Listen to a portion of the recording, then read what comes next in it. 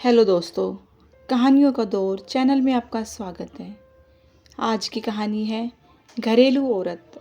तो चलिए कहानी शुरू करते हैं। रोहन आज फिर रमा को उसकी औकात दिखाकर दफ्तर के लिए निकल गया। और वो दिखाए भी क्यों ना, क्योंकि रमा एक घरेलू महिला है। वो कोई ज़्यादा पढ़ी लिखी लड़की नहीं है, ना ही वो कोई कामकाजी सफल महिला है।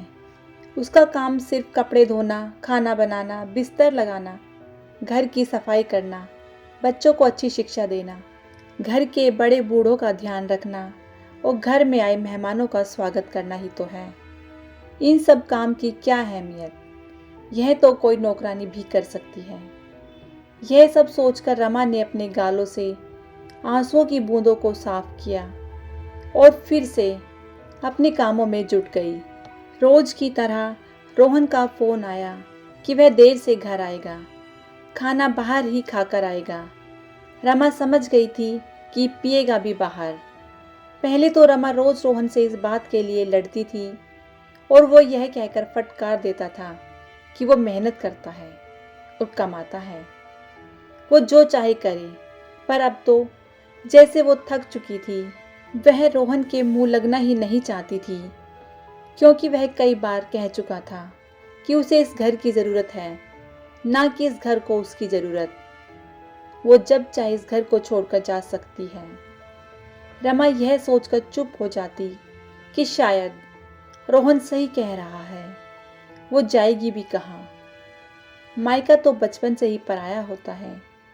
अगर घर की बेटी 4 दिन भी ज़्यादा रुक ले तो आस पड़ोस वालों के कान खड़े हो जाते हैं।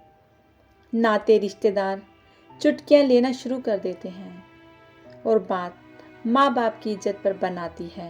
यही सब सोचकर रमा अपमान के घूंट पी रही थी। अगले दिन रमा की तबीयत कुछ ठीक सी नहीं लग रही थी। उसने नापा तो उसे बुखार था।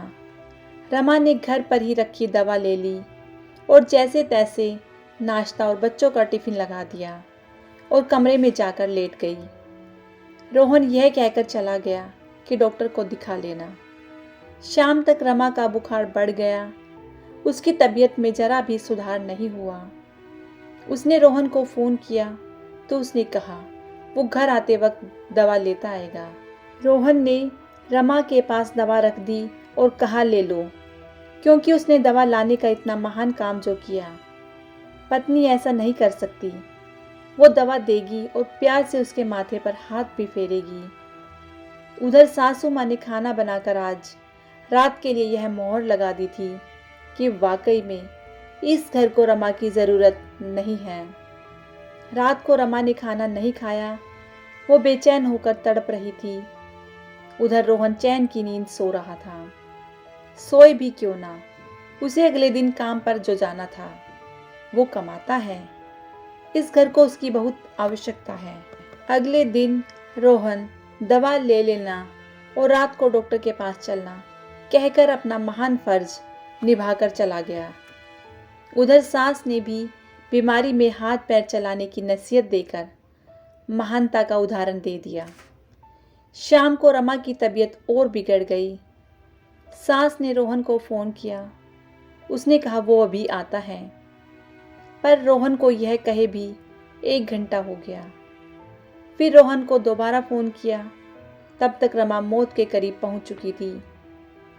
रोहन घर आकर उसे अस्पताल ले गया। तब तक रमा मर चुकी थी। अब रमा को किसी की ज़रूरत नहीं थी, पर अब रमा को सबकी ज़रूरत थी। आज रमा की 13वीं हो चुकी थी। दिलासा देने वाले मेहमान सब जा चुके थे। अब रोहन को दफ्तर जल्दी नहीं जाना था। जाता भी कैसे? अब उसे घर के बहुत से काम करने थे, जो रमा के होने पर उसे पता भी नहीं चलता था। आज उसे पता लगा इस घर को रमा की कितनी ज़रूरत है। आज उसको अपने तौलिए, रुमाल, अपनी दफ्तर की फाइल, यहाँ तक कि वो छोटी छोटी चीज़ें जिसका उसे आभास भी नहीं था, नहीं मिल रही थी। उसे पता भी नहीं था कि उसे रमा की कितनी ज़रूरत है। आज रमा के जाने के बाद घर घर नहीं, चिड़ियाघर नजर आता था। सास की दवाई और बच्चों को समय पर खाना नहीं मिलता। रोहन को रात को अपना बिस्तर लगा नहीं मिलता। आज रोहन का घर पर इंतजार करने वाला कोई नहीं था। उसको किसी को बताने की आवश्यकता नहीं कि वो कहाँ है और कब आएगा, क्योंकि कोई पूछने वाला ही नहीं। आज रोहन को रमा की बहुत ज़रूरत है, पर रमा को यह साबित करने के लिए कि मेरी भी ज़रूरत है सबको, मौत को गले लगाना पड़ा। उसे अपनी अहमियत बताने के लिए इस दुनिया से विदा होना पड़ा। आज सब ने मान लिया कि रमा को इस घर की नहीं, इस घर को रमा की ज़्यादा ज़रूरत है। तो दोस्तों, उम्मीद करती हूँ कि ये कहानी आपको ज़रूर पसंद आई होगी, क्योंकि यह सिर्फ कहानी ही नहीं, हर घर की सच्चाई है और कहीं ना कहीं हर स्त्री इस तरह की चीज़ों से ज़रूर गुजरती है। दोस्तों, यदि आपको ये कहानी पसंद आई हो तो कहानी को लाइक कीजिएगा, शेयर कीजिएगा और चैनल पर नए हैं तो चैनल को सब्सक्राइब करना बिल्कुल ना भूलिएगा। कहानी सुनने के लिए बहुत बहुत धन्यवाद।